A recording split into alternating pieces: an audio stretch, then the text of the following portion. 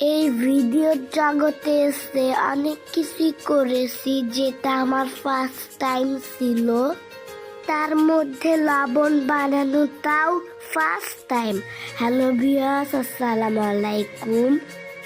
সবাই কেমন আছেন? আলহামদুলিল্লাহ, আমি আপনাদের দোয়ায় সুস্থ হয়ে গিয়েছি। কক্সবাজারে যখন গিয়েছিলাম, তখন কক্সবাজার থেকে ফিরার পথে সমুদ্রের পানি নিয়ে এসেছিলাম।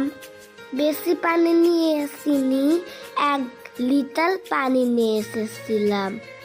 সেটা লবণ বানানোর কথা আম্মুর মনে ছিল না।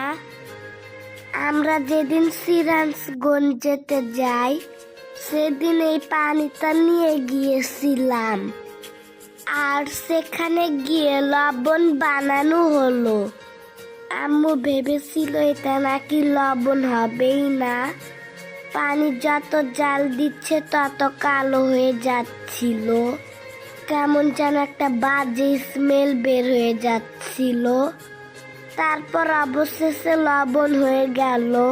পানি শুকিয়ে গিয়ে অটোমেটিক লবণ বের হয়ে গেল। কেমন যেন কালসে কালসে হয়ে গেল। কিন্তু যখন লবণটা ঠান্ডা হয়ে গেল, তখন লবণটা সাদা হয়ে গেল। আমি তো মুখে নিয়ে দেখি একদম সেম লবণ। আল্লাহর কত রহমত, পানির মাধ্যমে লবণ তৈরি হয়। আল্লাহ হাফেজ।